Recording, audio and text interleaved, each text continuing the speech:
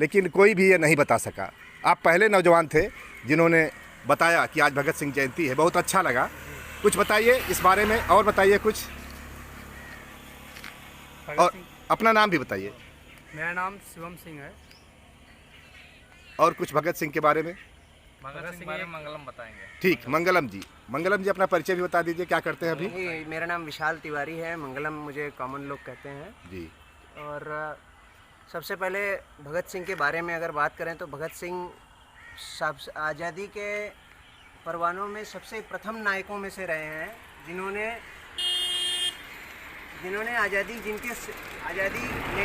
आज़ादी लेना जिनके प्रथम एजेंडे पर था।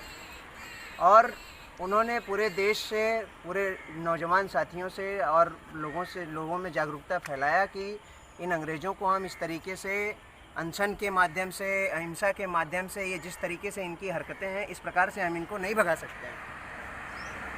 तो उन्होंने एक बड़े युवा वर्ग को प्रभावित किया उस समय, और लोग उनके साथ में आए और काफ़ी हद तक उनके प्रयासों को सफलता मिली। जब और भी सारे क्रांतिकारी साथी उनसे जुड़े और भारत में एक नई क्रांति, एक नई विचारधारा चल पड़ी।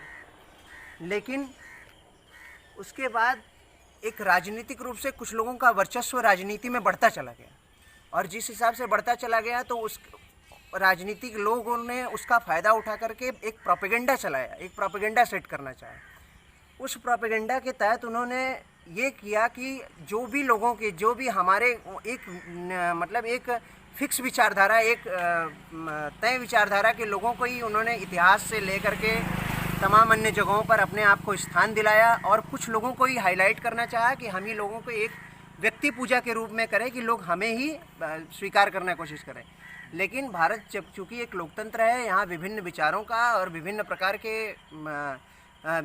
के विचारों का और विभिन्न प्रकार के लोगों का सम्मान है, और सभी लोगों के विचारों का सम्मान है, जिसके तहत ये लोकतांत्रिक प्रक्रिया के लिए ये चीज़ ठीक नहीं है कि जो जिससे प्रभावित होना चाहिए हमें सबके विषय में बराबर। मैं ये नहीं कहता हूँ कि किसी के विषय में किसी भी व्यक्ति विशेष को नीचे करके भगत सिंह को ऊपर दिखाया जाए कि भगत सिंह किसी से श्रेष्ठ है, लेकिन भगत सिंह किसी से कम नहीं है। ये चीज़ भी तय होनी चाहिए कि भगत सिंह ने जो आज़ादी के लिए जो प्रयास किए, और असल में जो है मायने भी यही हैं कि आज के युवा वर्ग के जो भारत में ज़रूरत है कि जब 1962 का युद्ध भारत हारा, तो 1962 का युद्ध भारत हारा तो भारत की उस समय शांति नीति चल रही थी।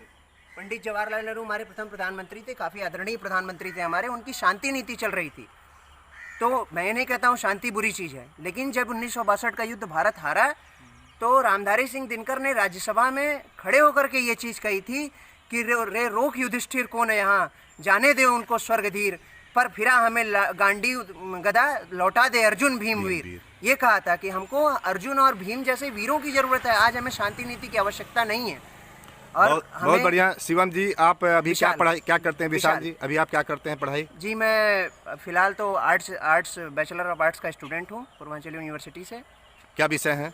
जी, मेरा पॉलिटिकल साइंस विषय है, सोशियोलॉजी और इंग्लिश।